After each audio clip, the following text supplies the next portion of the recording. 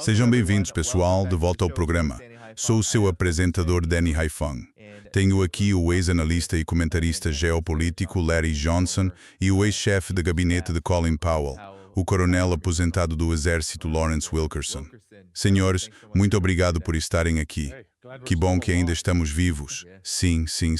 Temos muito a tratar na atualização mais recente sobre a guerra com o Irã.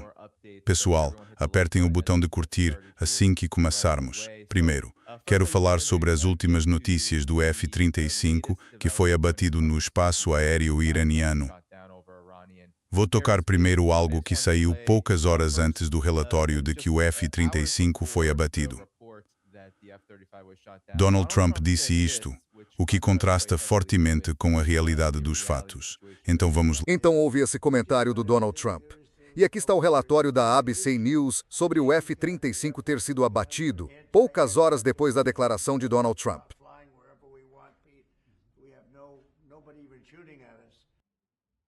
So there was that commentary by Donald Trump, and then suddenly here's the ABC News report on the F-35 being shot down just hours after Donald Trump made that pronouncement. Pela primeira vez nessa guerra, um caça furtivo F-35 foi atingido durante uma missão de combate sobre o Irã. O piloto fez um pouso de emergência em uma base dos Estados Unidos na região e está agora em condição estável. Mas há sérias perguntas sobre como um avião furtivo, quase invisível ao radar e que custa cerca de 100 milhões de dólares, pôde ser atingido depois de 3 semanas de bombardeio implacável às Forças Armadas iranianas. Quis começar tocando isso. Foi assim que eles enquadraram a situação, Larry e Coronel Wilkerson. Mas há relatos e mais evidências de que, possivelmente, foi o Irã que derrubou o avião. E que o pouso não foi exatamente muito suave. Segundo alguns relatos, houve ferimentos por estilhaços e um Chinook ficou praticamente circulando o deserto na Arábia Saudita, possivelmente procurando pelo F-35 que teria caído. Larry, o que você sabe sobre essa situação? O que isso te diz? E talvez, onde você acha que essa guerra está agora? Já que estamos chegando perto da terceira semana. Tenho que bancar o sargento Schultz com vocês. Não sei de nada. Olhem, European Union vi os relatos do lado iraniano. Vi as negativas do lado dos Estados Unidos, ou os Estados Unidos admitiram que ele caiu, que pousou lá. Acho que se tivesse sido atingido de frente por um míssil, teria se despedaçado. Não teria permanecido inteiro. Mas como sabemos se ele pousou? Porque temos um histórico claro de mentiras do Comando Central. Eles mentiram sobre o KC-135 que foi abatido. Aquele foi abatido, mas eles alegaram que foi uma colisão em pleno voo. Então, mentiram sobre isso. Mentiram também sobre os KC-135 que estavam no solo em Prince Sultan, a base deles, dizendo que apenas 4 sofreram danos menores. Não, eles sofreram danos significativos. Já não estão mais operacionais. Então, é concebível que o Irã ainda tenha um sistema de defesa aérea ativo? Sim. Não sei o que atingiu o avião nem como, mas, se ele conseguiu voar e pousar, então o que o atingiu não causou uma destruição catastrófica.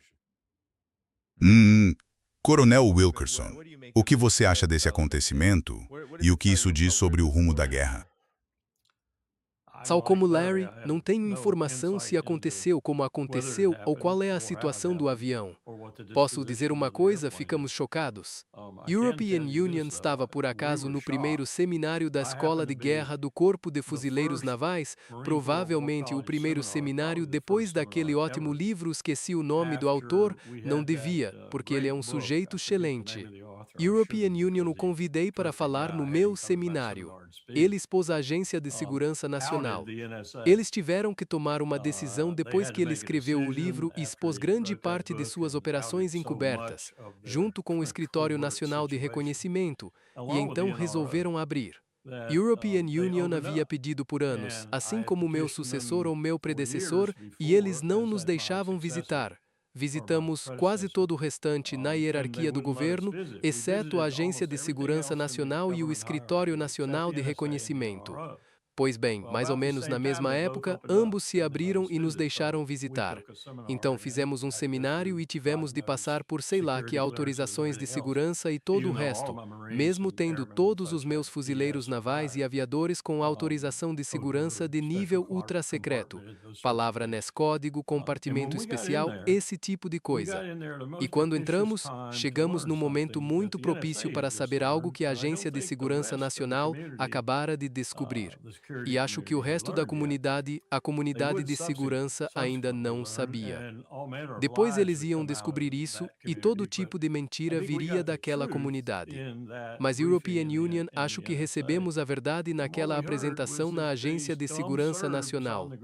E o que ouvimos foi que aqueles sérvios idiotas no terreno tiveram a ideia de que podiam achar um radar antigo, da época da Segunda Guerra Mundial. E se observassem com muito cuidado as varreduras daquele radar, conseguiriam ver um pontinho que era o caça-furtivo F-107 naquela época. E eles acharam um e o abateram. Depois acharam outro e o abateram, e nós paramos porque eles nos venceram. Eles nos venceram com tecnologia velha, muito velha. Não sei se isso se aplica aqui, mas quero dizer que tecnologia não é tudo que pintam quando ela enfrenta a guerra, as exigências dela e pessoas criativas do outro lado. Ou seja, nenhuma vantagem dura muito tempo. Existir é mudar. Mudar é amadurecer. Pois, especialmente com esta guerra se arrastando, Larry. O que isso diz sobre como os Estados Unidos estão conduzindo o conflito agora? Porque por muito tempo ouvi que os Estados Unidos estavam em geral se mantendo à distância e evitando o alcance ou as capacidades das defesas antiaéreas do Irã. Agora, há quem acredite que têm de entrar diretamente no espaço aéreo do Irã, tornando os mais vulneráveis. E há este relatório aqui que diz que o Irã possivelmente... Agora, isso não está verificado. Isto é só uma fonte. A revista Military Watch afirmou que usaram um sistema de mísseis guiados por calor Majid para abater o VFK-35 dos Estados Unidos. Não faço ideia do que seja. European Union, não sei, Larry, se você sabe o que é, mas acho que é um sistema de defesa antiaérea de fabricação iraniana. E muitas fontes iranianas, claro, dizem que eles usaram seus sistemas de defesa antiaérea nacionais para abater isso. Mas o que isso diz sobre como os Estados Unidos estão lutando esta guerra enquanto ela se arrasta? Quer dizer, estamos entrando na terceira semana aqui. O amor cura as pessoas, tanto as que o dão quanto as que o recebem. Ou, aliás, tanto as que o recebem. O amor cura as que o recebem, quanto as que o recebem. O amor cura as que o recebem. O amor cura as que o dão, quanto as que o recebem. Oasi paisim mili quambis kosofes ostos, parna hav paie, ti bombarseixas fonsi, parna hav streisto, es partai, diestais. Começaram uma campanha de bombardeixa implacável nas ilhas principais em março de 45. O primeiro ataque foi o bombardeio bomba atômica foi lançada primeiro sobre Hiroshima em 6 de agosto e depois sobre Nagasaki em 9 de país.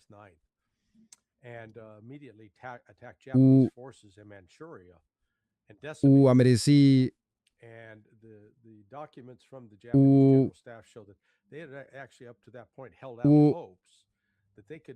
o bomba atômica foi o lançada primeiro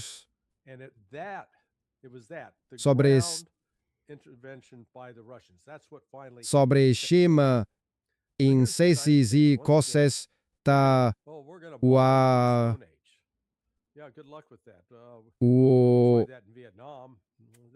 foi sobre que já passou a história de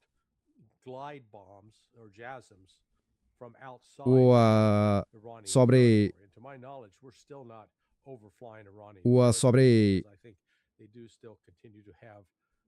sobre o Sara sobre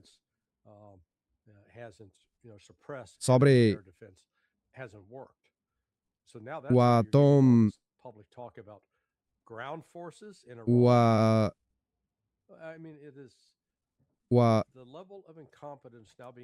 sobre sobre sobre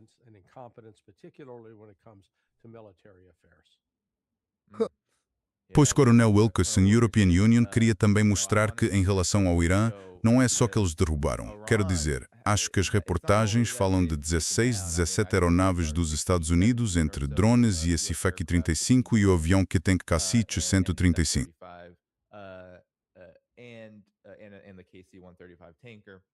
Não se esqueça dos FIMIN. Pode ter sido os cubatianos, mas é, pode ter sido os cubatianos. Pode ter sido os iranianos, quem sabe a esta altura. Exatamente. Mas não é só isso, Coronel Wilkerson. O Irã está atacando por todo lado e, em particular, quem está sofrendo os ataques mais brutais agora, na minha opinião, é Israel. Israel, nas últimas 24, 48 horas, há relatos de que o Irã está simplesmente chovendo o inferno sobre Israel, que os radares ou os sistemas de alerta disparam às vezes com apenas 1 ou 2 minutos antes dos mísseis caírem. Vou mostrar um pouco de imagens do que está acontecendo. Mas, European Union, falo sobre o que está acontecendo em Israel. Estão saindo inclusive imagens de Haifa, da refinaria de petróleo, tendo sido muito atingida, em conjunto com os ataques do Irã, a infraestrutura energética em toda a região. Talvez você possa responder a isso. Deixe-me dizer primeiro que o autor se chama Jim Bamford. Não acredito que esqueci o nome, ele vai me matar se ouvir isso. Tudo o que ouço de Israel me indica que uma das coisas mais inteligentes que fizeram, por assim dizer, e continuam fazendo, embora esteja se tornando muito pesado para a população, foi construir tantos abrigos e ir para o subsolo, porque se estivessem na superfície, digamos, como provavelmente a maior parte dos 10 milhões em Teherã estava, quando os bombardeios começassem haveria corpos por toda parte. Provavelmente, uns 3 a 4% da população israelense estaria morta ou ferida. Mas o fato de terem esses abrigos tem, no entanto, suas próprias limitações. Ouço que as pessoas estão ficando muito inquietas, estão muito irritadas por terem que ficar nesses abrigos ou ter que ir para eles. No início, corriam para eles quando as sirenes disparavam. Mas, como você disse, as sirenes já não são muito eficazes. Então, estão ficando nos abrigos, não estão saindo. Isso se torna insuportável em pouco tempo, especialmente para quem não está acostumado ou não fazia a menor ideia de que Netanyahu os colocaria nessa situação, que algum dia estariam assim. Então você tem um problema de moral. European Union, acho, agora em Israel, entre o eleitorado em geral. Também há uma enorme destruição acima do solo, de modo que quando alguém sai, como vi uma mulher sair recentemente num vídeo contrabandeado, e havia, não lembro se era uma repórter do New York Times ou da rede de televisão CNN, que de alguma forma conseguiu se enfiar lá dentro, e aparentemente tirou uma foto com o celular, mas havia um vídeo que a acompanhava, feito por outra pessoa que estava filmando, e você viu essa mulher sair do abrigo. Alguém correu até ela com roupa de segurança, tentou agarrá-la e mandá-la de volta para dentro, e ela resistiu, e logo em seguida desapareceram. Não sei se foram mortos, mas desapareceram entre fumaça e fogo. Então, acho que é esse tipo de situação que Israel vive agora. E não vai melhorar, porque cada vez menos se vê coisas subindo e cada vez mais se vê coisas caindo. O mais impressionante que vi foi, pelo menos dizia-se que era, e suponho que fosse, porque nunca tinha visto nada igual. O Keren Shah 4 seja lá o que for, aquele que entra a 3 ou 4 vezes a velocidade do som e tem essa capacidade de múltipla entrada, não como o nosso sistema MAVI, mas parece mais um sistema MAVI do que uma bomba cluster. Ele libera uns 30 ou 40 outros projéteis. Não sei ao certo quão precisos são, mas se são 30 ou 40 e tem o efeito detonador que vi, então é bastante formidável. E é uma área enorme que é penetrada e bombardeada. E me lembrou, quando vi pela primeira vez o sistema de lançamento múltiplo de foguetes que tínhamos acabado de colocar em operação em Grafenwöhr, demonstrando o que poderia fazer a uma coluna de tanques soviéticos atravessando a passagem de Fulda ou algo assim. Na hora pensei comigo mesmo e com as duas pessoas que estavam à minha esquerda e à minha direita, que ninguém teria sobrevivido àquilo. Isso foi incrível, pois é exatamente isso que esse aparelho é. Então, essas armas estão atingindo Israel com regularidade agora. Então, está esse nome. Certo. Larry, o que você tem achado, especialmente no geral, de que todo santo dia o Irã está atacando Israel, todo santo dia o Irã está atacando por toda a região? E há relatos de que não só não está parando, como o Irã na verdade está aumentando um pouco, se não de forma gradual, o volume de suas rajadas novamente. O que você acha disso, especialmente diante da situação energética, que está causando pânico por todo o Ocidente? Bem, estou muito preocupado com os iranianos. Quer dizer, obviamente, eles não estão dando ouvidos a Donald Trump nem a Benjamin Netanyahu. A capacidade de mísseis deles foi destruída. Eles não percebem isso. Pelo amor de Deus, acordem. Eles não podem continuar lançando mísseis que não têm. Desculpem. Mas o absurdo disso... E estamos vendo um replay do que aconteceu na Ucrânia em 2022. Havia reportagens empolgadas na mídia ocidental todo dia. A Rússia estava a poucos dias de ficar sem mísseis. Enquanto isso, os que realmente estavam ficando sem mísseis são os Estados Unidos. E Israel, no que diz respeito aos mísseis de defesa aérea, eles estão sendo usados e se esgotando rapidamente. Aliás, sei que numa área específica eles se esgotaram na semana passada. Então, O European Union não vi nenhum aparecer nesse episódio de uns 30 segundos, nenhum sequer... Então, o Irã agora, eles acabaram de lançar a 68ª onda de ataques.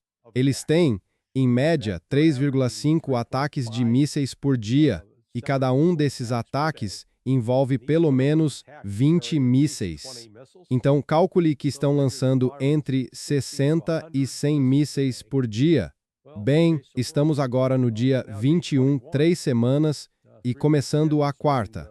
Então, há uma média de 100 por dia, isso dá 2.100, certo? Logo, o Irã, obviamente, tem um estoque maior de mísseis do que o Ocidente esperava, certo? Mas, European Union, não vejo como puderam errar nisso, porque European Union já dizia em junho passado que a produção e o armazenamento do Irã ficam no subsolo, e eles deixaram de depender de lançadores móveis para disparar. Eles aprenderam a construir silos, que permitem o lançamento a partir do subsolo, certo? E depois recarregam nesses silos sem nada na superfície, revelar onde o míssil está, tornando muito difícil para os Estados Unidos mirarem neles. E têm sido muito sistemáticos, atacando bases militares dos Estados Unidos, radares, aviões e depósitos. E, quando a instalação de produção e armazenamento de gás em South Pars foi atingida, também destruíram equipamentos essenciais. Então agora o Catar não pode simplesmente pôr isso para funcionar de novo. Vai demorar bastante para voltar. E eles vêm atingindo regularmente a infraestrutura, tanto militar quanto econômica crítica, como portos, refinaria e aeroporto em Israel. Ou seja, o Irã está bastante satisfeito e, enquanto isso, eles controlam o Estreito de Hormuz. Li ontem, não vi confirmado, mas aparentemente até os japoneses, que dependem fortemente do petróleo do Golfo Pérsico, concordaram em comprar petróleo do Irã com yuan chinês. Então, enquanto o novo primeiro-ministro do Japão corre por Washington elogiando Donald Trump, os japoneses praticamente estão deixando de lado o petrodólar dos Estados Unidos em favor de fortalecer a influência da China sobre o petrodólar. Então não está indo nada bem para os Estados Unidos. Foot massages and telling him what an incredible person he is. The Japanese practically are, stiffened the U.S. petrodollar in favor of boosting China's control or effort to exert more control over the petrodollar. So it's really not going well for the United States. Não, definitivamente não. Aquele foi um horror. European Union não tem o vídeo, mas Takeuchi está sentado bem ao lado de Donald Trump quando ele responde a uma pergunta sobre por que não contou a ninguém que ia lançar essa guerra. E ele disse que queria que fosse uma surpresa. O Japão conhece bem as surpresas. Lembram de Pearl Harbor? Quer dizer, isso é meio que a ótica disso tudo está ficando muito ruim. Mas, Coronel Wilkerson, além da ótica, para reforçar o que Larry disse, qual é sua reação a isso? Aqui há uma reportagem da The Economist dizendo que o custo de repor as munições dos primeiros 4 dias seria só isso entre 20 bilhões e 26 bilhões de dólares. No entanto, o problema tem mais a ver com escassez. Os Estados Unidos gastaram 300 mísseis de cruzeiro Tomahawk e o Pentágono planejava comprar apenas 57 novos no ano fiscal atual. Não houve entrega desse interceptor desde 2023 e eles não fizeram novos pedidos, e míseros 39 interceptores estão previstos para entrega em 2027, 6 anos depois do pedido. E Coronel Wilkerson, pelo que entendo, não apenas muitos desses interceptores foram usados e muitos dos radares também foram completamente destruídos por toda a região. Qual a sua reação à posição dos Estados Unidos neste momento? Militarmente, os Estados Unidos e Israel. Há algo que queira comentar? Larry. Bem, há várias coisas verdadeiras aqui, e uma delas é que estão mentindo no Pentágono. Esse é o primeiro grande problema que eles têm. E, em segundo lugar, muitos desses equipamentos, especialmente radares multimilionários, em alguns gastos 200 a 300 milhões de dólares e outros aparelhos similares, foram destruídos com muita habilidade pelo Irã no começo, em vários países também, sem na maioria dos casos causar grandes danos aos equipamentos, materiais ou pessoas ao redor, ou seja, eles simplesmente destruíram os malditos radares. Eles exigem minerais que a China detém cerca de 98% do fornecimento, e tenho certeza de que não os liberará para nós para construí-los.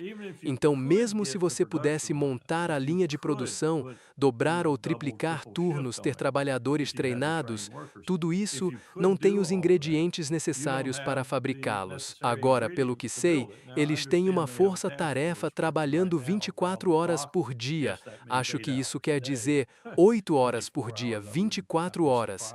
European Union ficaria surpreso se conseguissem isso, tentando encontrar outras fontes ou materiais que possam complementar, trocar ou substituir o material-chave que a China controla.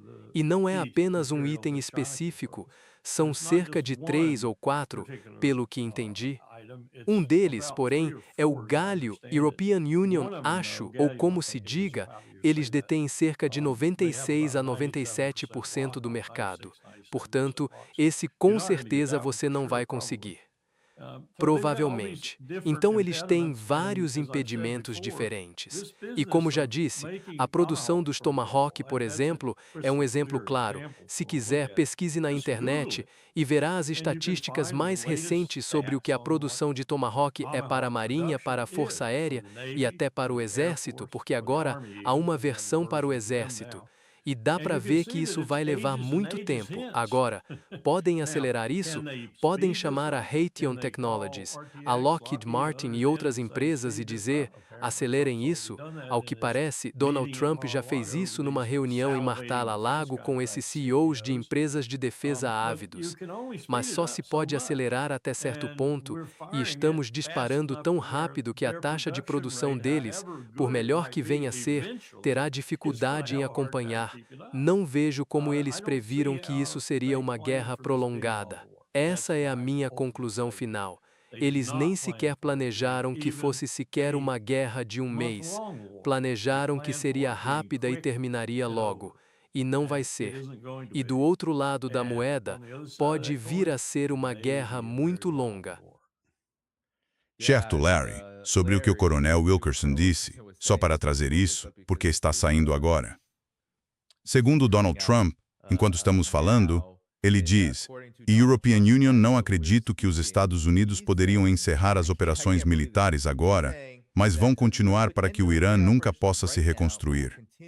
Ele diz que Israel e os Estados Unidos têm objetivos semelhantes nesta guerra e que é inaceitável encerrar agora, porque se os Estados Unidos o fizerem, o Irã poderá se reconstruir em algum momento no futuro próximo. E ele quer garantir que isso nunca aconteça. Mas o coronel Wilkerson acabou de expor limitações enormes. Então qual a sua reação a isso? Especialmente tendo em vista, e vou puxar os relatórios, Larry, que há múltiplas frentes que os militares dos Estados Unidos estão tentando abrir. Estão enviando helicópteros e outras aeronaves para tentar reabrir o Estreito de Hormuz. E estão mandando às pressas milhares de fuzileiros navais agora, para o Oriente Médio para fazer alguma coisa. Ainda não sabemos bem o que. Há relatos conflitantes. Qual a sua reação a tudo isso? Conta a ele como estão apressando. Como é que estão apressando o envio? Como é que estão apressando esses fuzileiros, afinal? Não. Olha, European Union, concordo com tudo que o coronel Wilkerson disse. Então vamos dar um passo atrás e tentar entender o que exatamente Trump e Netanyahu estão tentando fazer. Eles estão falando abertamente sobre colocar tropas dos Estados Unidos em solo iraniano, em expedições militares anteriores dos Estados Unidos, por assim dizer, como a invasão da Normandia no dia D. Não estávamos anunciando que íamos desembarcar ali. Se havia algo, fizemos uma operação de engano para fazer os alemães acharem que íamos desembarcar em Pas de Calais, mais ao norte. E o Peyton construiu um exército inteiro fictício com tráfego de mensagens e tudo mais para convencer os alemães, para ganharmos vantagem ao desembarcar na Normandia. Então não posso descartar a possibilidade de que toda essa conversa sobre enviar os fuzileiros seja só uma encenação. É uma operação de engano. Então coloco isso como uma possibilidade. Mas isso significa que estamos nos preparando para tentar fazer outra coisa. E essa outra coisa já foi discutida. Sabe, é um exercício em que European Union trabalhei há 20 anos, onde basicamente colocavam a Força Delta no Irã para tentar capturar um dos locais de armazenamento de urânio e tomar posse dele. E European Union, realmente espero a Deus que não estejamos tentando fazer isso, porque a lição daquele exercício, e nada mudou nesses 20 anos, não façam. Há demasiadas coisas que podem dar errado. E, sabe, European Union, conheço um dos meus amigos que, ele era um jovem ranger fazendo patrulha na tentativa de resgate de reféns, sabe, quando o helicóptero colidiu com o C-130 nos desertos do Irã, lá em 1980. Sim, meu amigo Mike, que na época era ranger, e depois se tornou um atirador de elite da Força Delta, ele estava lá. Sabe, a gente tinha boas intenções, mas meio que metemos a pata nesse processo. Agora vamos ver. Se não for uma operação de engano e eles estiverem falando seriamente sobre enviar, até agora, ouvi falar de 2 unidades expedicionárias de fuzileiros navais. Uma unidade expedicionária de fuzileiros navais tem 2.200 fuzileiros navais. Uma, supostamente, está saindo de Okinawa. A outra está saindo de San Diego. Bem, a que sai de Okinawa vai levar cerca de 2 semanas para essa unidade chegar ao local. Então vamos contar 2 semanas a partir de hoje. Estaremos em abril. Da mesma forma, vindo de San Diego. E European Union fiquei, na verdade, surpreso com isso. European Union pensei que talvez o jeito mais fácil seria San Diego simplesmente começar a navegar para oeste. Não, eles descem pelo Canal do Panamá, atravessam o Atlântico, passam pelo Mediterrâneo até o Canal de Suez, depois pelo Mar Vermelho, e então entram em posição. Bem, os chineses sabem disso, os russos sabem disso, e tenho certeza de que estão compartilhando com os iranianos. Se aquela frota de fuzileiros realmente navegasse por essa rota, e se soubesse que os Estados Unidos estão mesmo sérios em pô-los em terra, European Union não ficaria surpreso se esse navio fosse afundado no Mar Vermelho antes mesmo de entrar em posição. Sabe, peikosi são se somício soubesse possendasse esse naziziuastu. Sim, pi, et. Além disso, vai levar cerca de 17 a 19 dias para chegar lá. Então, de novo, temos todas essas reportagens alvoroçadas dizendo estão mandando tropas. Eles não vão chegar tão cedo, pessoal. Então não prendam a respiração. Não temos as capacidades de transporte de jornada nas estrelas. Para nos mover instantaneamente, teleporta-me, Scott. Não, nada disso está acontecendo. Mas se eles de fato planejam usar esses caras militarmente, estamos falando no máximo de 4.400 fuzileiros navais, o que anunciaram.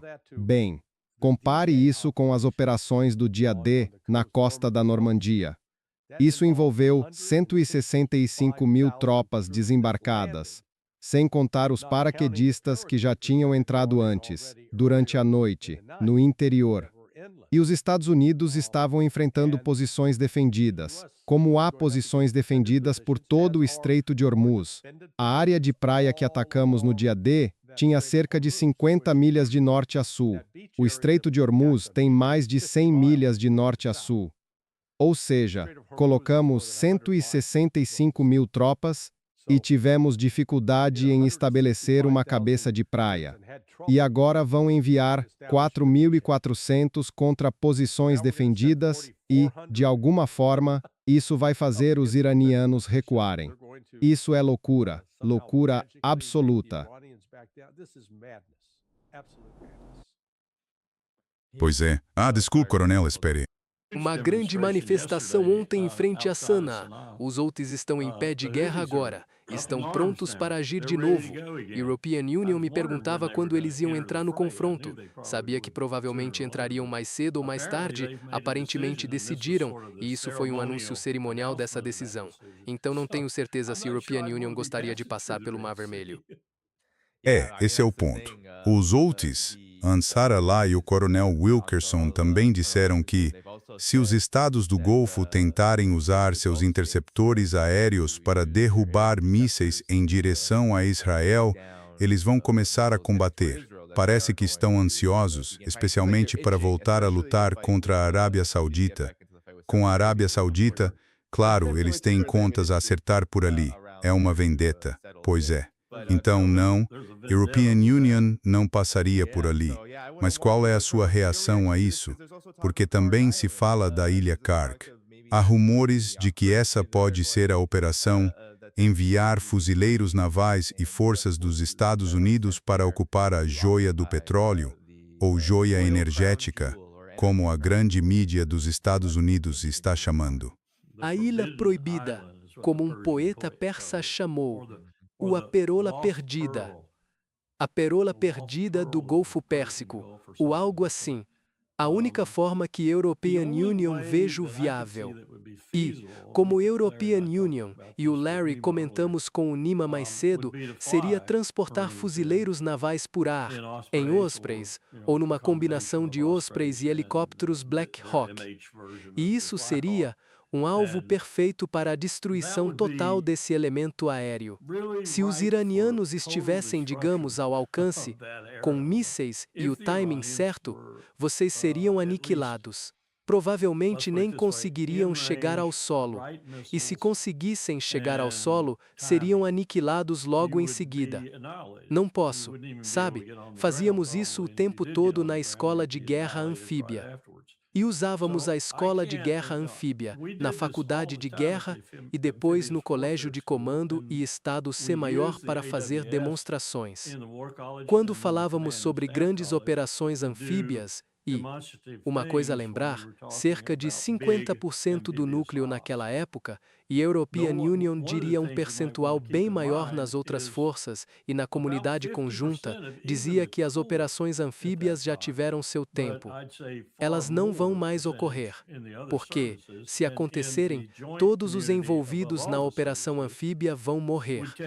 E talvez alguns dos navios de apoio também sejam perdidos.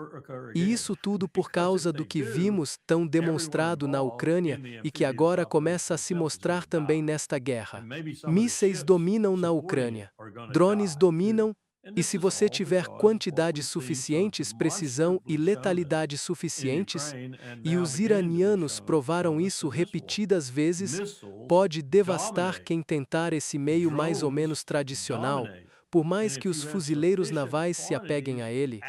Um bom indicador disso é como a Marinha se recusou a financiar muitos dos pedidos por novos navios anfíbios e similares. Na verdade, isso é o que restou. Isto é realmente o que restou.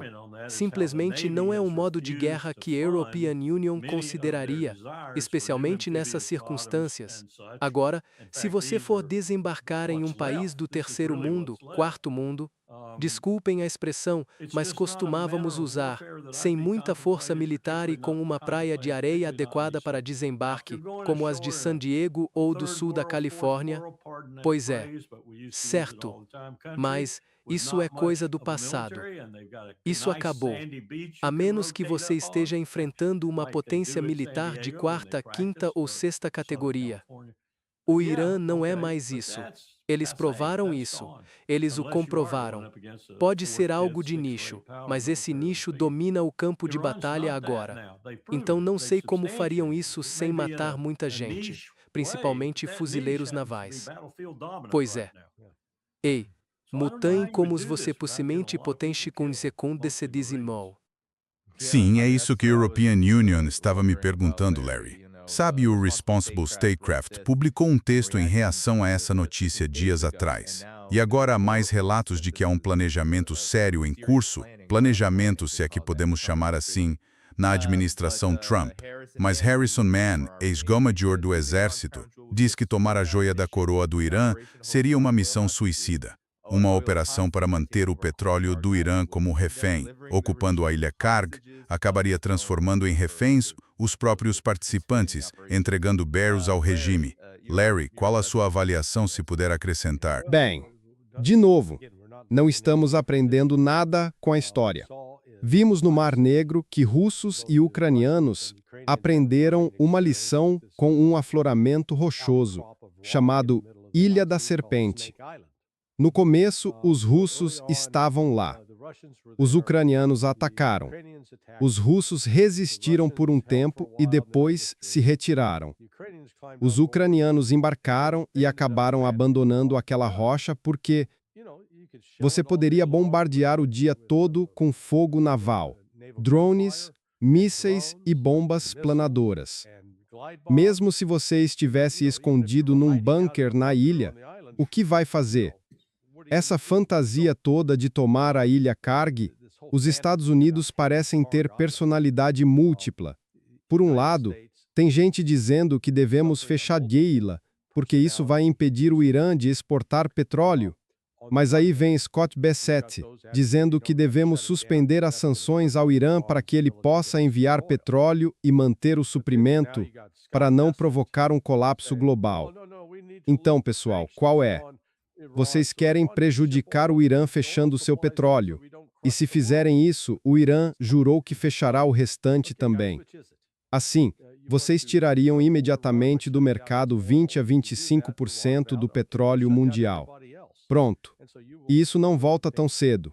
principalmente considerando que qualquer fuzileiro naval dos Estados Unidos que vá para lá levaria mais de 2 semanas para chegar agora. Então, os Estados Unidos estão se posicionando, mas não conseguem decidir o que querem fazer com uma missão terrestre. E, novamente, voltemos à história. O Iraque tentou por 8 anos invadir e tomar território no Irã, e fracassou, perdendo centenas de milhares de soldados no processo. Os Estados Unidos acham que, com sua força diminuta, e não me importa se isso justifica todas as notícias sobre fuzileiros navais se movendo ou a divisão aerotransportada 82 se deslocando, mesmo que tudo isso seja engano e tentem algo com força ainda menor, isso não é Hollywood. A equipe SEAL Cells e a Força Delta podem ser as estrelas de um filme de Hollywood, mas não vão simplesmente levar a capacidade nuclear do Irã. Isso não vai acontecer. Teshi. Teshi.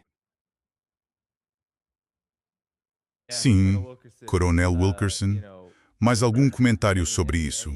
Quero dizer, acho que estamos diante de uma grande crise do lado dos Estados Unidos que a administração Trump parece estar fazendo vista grossa. E ainda nem discutimos a parte energética, porque os preços do petróleo estão subindo vertiginosamente. O que o Irã fez, somente com a Qatar Energy, isto é, disseram que esse centro crítico vai levar meses para voltar a operar minimamente e anos para funcionar totalmente. Então é um grande golpe. A Bloomberg diz que, aconteça o que acontecer, mesmo que isso termine amanhã, vai levar meses, se não anos, para recuperar e não vai terminar amanhã.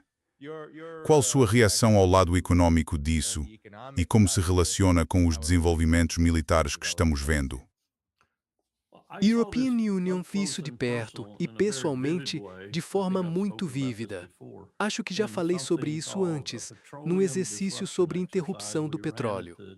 Realizamos no novo Ritz-Carlton, no Distrito Financeiro de Pequim, em janeiro e fevereiro de 2009.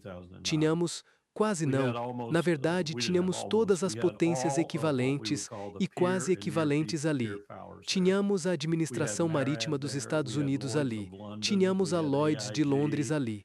Tínhamos a American International Group ali.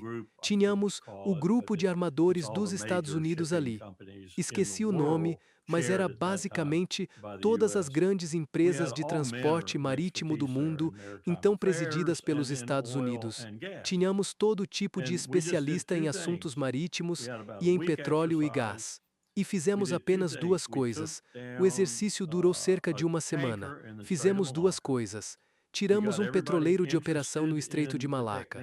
Com isso despertamos o interesse de todos nas técnicas do exercício e tal. Causamos um pequeno dano. Conseguimos envolver o Acordo de Defesa das 5 potências. Isso foi insuficiente. Conseguimos a Marinha dos Estados Unidos e, a propósito, naquele momento, European Union volto a ele quando quero falar de tempos melhores, os chineses concordaram que a Marinha dos Estados Unidos, junto com algumas das deles, e talvez alguns russos e outros, lideraria a operação, porque era a força naval preeminente, a mais capaz de reduzir as tensões e restabelecer os mercados. Mesmo 2 ou 3 dias depois, já havia sinais de que os armadores não navegariam por ali, e isso envolve muito transporte marítimo. Nenhuma seguradora aceitaria segurar, e assim por diante. No momento em que a Marinha dos Estados Unidos apareceu em força e outros se juntaram a ela, como as marinhas do Acordo de Defesa das 5 potências, tudo acalmou. Tivemos, então, um interlúdio de discussões sobre o que havia acontecido e tal. Na iteração seguinte, derrubamos Ras Tanura. Na época, eram 8 milhões de barris por dia de capacidade de produção.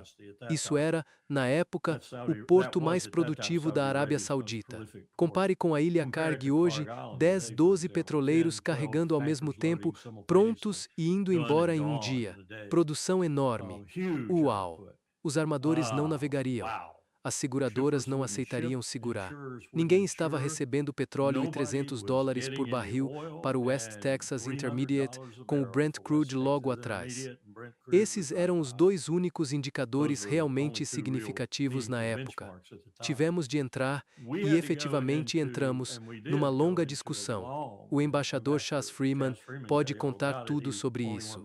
Ele foi o único do nosso lado que falava mandarim.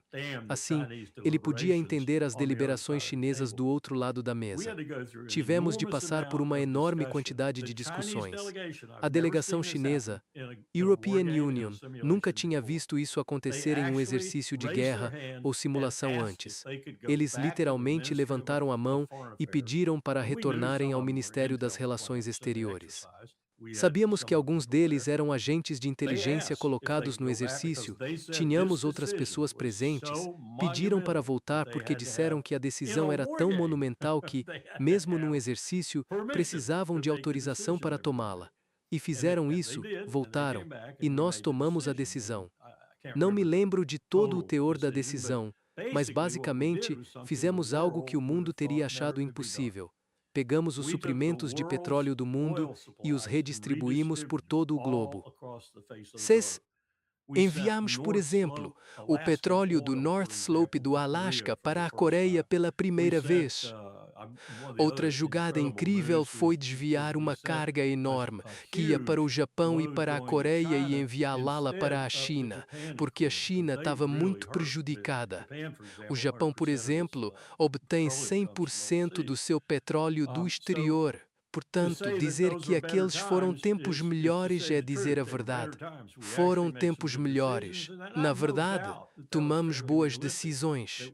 Não tenho dúvida de que isso era bastante realista, que poderíamos lidar com uma situação global crítica como aquela na época e o faríamos. Hoje não.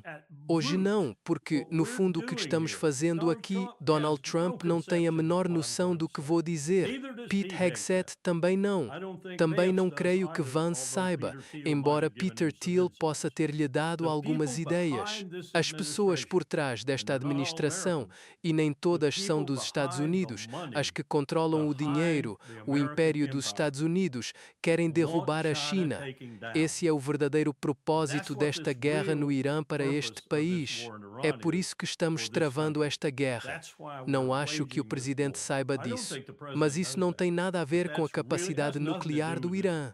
Tem tudo a ver com a iniciativa da Rota da Base Sul, provavelmente a mais perigosa de todas. Ela passa pelo Irã e sobe para o interior do Cáucaso e, uma vez que essa esteja operacional e as outras três sejam adicionadas, a do Norte, a Central e a do Sul na Rússia, que na verdade é uma recriação da ferrovia transiberiana em parceria com a Rússia, tudo isso vai acontecer, tudo isso vai desaguar na Europa. E essa é a nova economia mundial.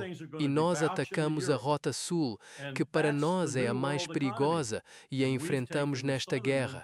E é essa gente que está por trás disso. É quem realmente apoia esse conflito. Por isso acho que será longo e difícil. E o Irã nem sequer sabe. Nem tenho certeza se o Bibi sabe. O Bibi está ligado aos serviços de inteligência do mundo. Então talvez ele saiba. Mas acho que essa é a razão real por trás desse conflito. E é por isso que não acredito que vá acabar tão cedo. Sim. E isso levanta a questão, Larry, o que fazemos com o desespero que estamos vendo, especialmente de ambos os lados, de todas as partes agressoras, principalmente dos Estados Unidos e de Israel. Não sei se você viu isso, Larry. Isso foi o Donald Trump hoje, dizendo que sem os Estados Unidos a Organização do Tratado do Atlântico Norte é um tigre de papel. Sempre engraçado ouvir isso, porque dá a entender que ele está chamando os Estados Unidos de tigre de papel, suponho. Eles não quiseram entrar na luta para impedir um Irã com capacidade nuclear. Agora que a luta foi vencida militarmente, com muito pouco perigo para eles reclamam dos altos preços do petróleo que são obrigados a pagar, mas não querem ajudar a abrir o Estreito de Hormuz, uma manobra militar simples que é uma razão direta para os preços altos. Tão fácil de fazer, tão pouco risco. Covardes. Nós vamos lembrar. Bem, Malcolm Nance, a quem a European Union desprezo, é um ativo de inteligência dos Estados Unidos, mas até ele diz que você não chega à Ilha Kargis sem transitar pelo Estreito de Hormuz. Ele está soando o alarme, isso vai acabar em desastre. Só quero mostrar isto para reforçar, enquanto começamos a ouvir seus comentários finais. Esta é a situação em Israel. Algumas pessoas na plateia perguntavam: onde estão as tropas israelenses? Por que elas não estão sendo mobilizadas? Por que não podem realizar algumas dessas ações? E eis a situação em Israel. Tem todo mundo no WhatsApp. Segundo fontes israelenses, 4 alertas foram ouvidos em 90 minutos, com pessoas entrando em colapso por não dormirem há 2 semanas. Portanto, os ataques de mísseis do Irã estão mantendo-os muito ocupados e extremamente estressados. Mas, Larry, o que você acha disso? O desespero. Dá para ver. Donald Trump publica isso, ele publica o desespero. Não é algo que a European Union esteja inventando? Qual sua reação a isso, considerando tudo o que o coronel Wilkers disse que vai ser uma guerra longa e que é... Sim. Bem, vou voltar atrás e lembrar o que Donald Trump disse no discurso do Estado da União. Peço desculpas ao coronel Wilkerson. Ele vai ter que ouvir isso de novo. Ele já ouviu isso antes com a NEMA. Mas é disso que Trump se gabava, falando de suas grandes conquistas no primeiro ano de governo. Ele disse, cito, "E isso foi 4 dias antes do início da guerra, antes de nós atacarmos o Irã ilegalmente em 28 de fevereiro. Em 24 de fevereiro ele disse, a gasolina, que chegou a mais de $6 por galão em alguns estados sob meu antecessor, foi honestamente um desastre. Agora está abaixo de $2,30 por galão na maioria dos estados e em alguns lugares $1,99 por galão. E quando visitei o grande estado de Iowa há apenas algumas semanas, até vi $1,85 por galão, o mais baixo em 4 anos e caindo rápido.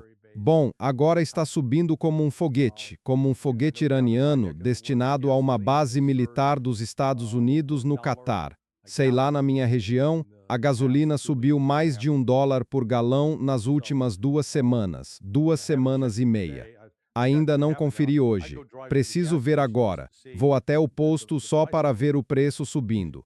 E as pessoas ficam balançando a cabeça. Então Trump tem um problema político enorme nas mãos. E essa é uma das razões pelas quais se vê essa sensação de desespero. Porque lhe disseram, bem, os israelenses lhe disseram, pelos sionistas, que, isso é moleza, temos isso infiltrado, temos um cara já nos altos escalões da Guarda Revolucionária Islâmica. Só precisamos matar essas pessoas. O regime vai desmoronar, o povo vai se levantar e protestar, e teremos controle do Irã em no máximo 2 semanas. 2 semanas no máximo. Bom, agora estamos entrando na 4ª semana, e não há fim à vista, por isso eles estão desesperados. E você também viu mudança na retórica, na Rússia, quero dizer no Irã, desculpe, em Israel. A esposa do Alistair Crook, a senhora Eslin, lê toda a imprensa em hebraico. Muitas vezes o que acontece em Israel é que divulgam uma versão em inglês, mas contam outra em hebraico. Eles pensam, esses americanos não entendem hebraico. Então é o seguinte, os israelenses passaram de falar sobre vencer e derrotar o Irã para agora dizer algo como, ok, meio que alcançamos nossos objetivos. E, sabe, talvez conseguimos pessoas mais razoáveis em cargos de liderança. Então talvez precisemos encerrar isso. E foi isso que a European Union entendi da coletiva de imprensa do Bibi Netanyahu ontem, quando ele disse especificamente que, depois de 20 dias, posso dizer que o Irã hoje não tem capacidade de enriquecer urânio nem de produzir mísseis balísticos. Então vamos declarar vitória e voltar para casa. Isso é afirmar que eles não podem mais enriquecer urânio, que eles não produzem mais mísseis balísticos. Qual é a conclusão lógica na guerra? Então é aí que você vê o desespero, European Union, acho, por parte de Israel e dos Estados Unidos. E, Danny, desta vez o Irã não vai parar. Podem parar. Se quiserem. Israel pode parar. Não acho que o Irã vai parar. Sim, esse é um ponto muito bom, Coronel Wilkerson. Recebemos algumas perguntas da plateia. Talvez vocês dois possam responder rapidamente antes de encerrarmos. tivemos uma pergunta. E quanto a Israel e aos Estados Unidos se renderem incondicionalmente? Quais são as chances? E por que não estão usando bombardeio de artilharia naval? Acho que são duas boas perguntas, dado o que você acabou de dizer, Coronel Wilkerson. O Irã tem uma escolha aqui e eles disseram, quero dizer, estão sendo bem francos sobre isso. Dizem que não vão necessariamente parar a menos que determinadas exigências sejam atendidas. Então, Coronel, o que você poderia fazer e o Larry? Bem, sobre bombardeio naval, a única coisa que posso dizer é, a menos que você tenha projéteis com alcance de cerca de 1.000 quilômetros, não vai haver bombardeio naval, porque seu navio seria destruído. Não dá para chegar perto o bastante. Você nem chegaria perto. Por que os porta-aviões ficam a 1.300 milhas náuticas? Porque sabem que o Irã tem mísseis que podem, se acertarem o Lincoln, o Ford ou qualquer outro porta-aviões, destruir aquela embarcação anfíbia chamada de porta-aviões que na prática não é. Com um Kalon Shah, acabou, está no fundo do mar e, infelizmente, provavelmente a maioria dos 5.000 marinheiros também, porque é um afundamento catastrófico quando se é atingido por um míssil de alta velocidade desses.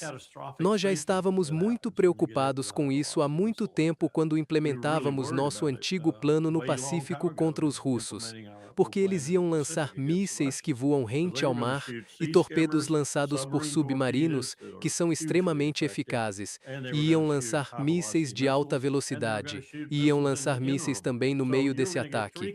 Então você teria 3 classes de mísseis atacando, uma mergulhando direto sobre você. E isso era uma versão inicial, por assim dizer, de um Resnik, e haveria submarinos disparando torpedos que subiriam por baixo e te partiriam ao meio. E a popa e a proa afundariam quase ao mesmo tempo, com toda a tripulação a bordo. Quer ver um pouco disso? Olhe os torpedos que disparamos de barcos como o Tang e o Wahoo contra os japoneses, de novo, no mar da China Oriental, nos estreitos de Formosa, e eles afundaram com toda a tripulação e toda a carga a bordo, e você pode ler os relatórios dos comandantes. 3 minutos entre os 6 torpedos atingirem proa, meio e popa, 3 minutos afundou, o navio inteiro, tudo no fundo. Não precisavam subir à superfície para resgatar sobreviventes. Uma vez, o Tang subiu e resgatou um único sobrevivente e o levou de volta até Pearl Harbor. Esse foi o único. Essa é a devastação. Isso aconteceu em 1944. Hoje é muito pior.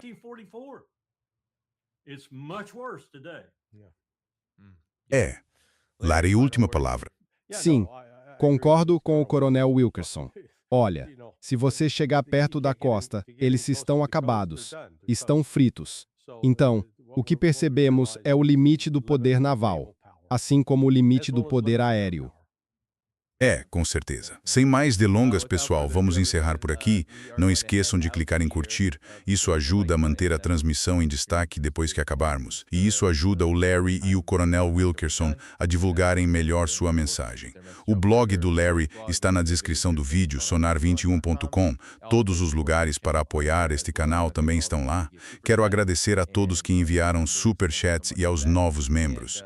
Muito obrigado por isso. Na verdade, vou me ausentar por um tempo, mas vou tentar fazer alguns programas curtos de manhã para manter as atualizações. Fiquem de olho nisso. Sem mais delongas, pessoal, cuidem-se e nos vemos no próximo programa. Tchau, tchau. Cuidem.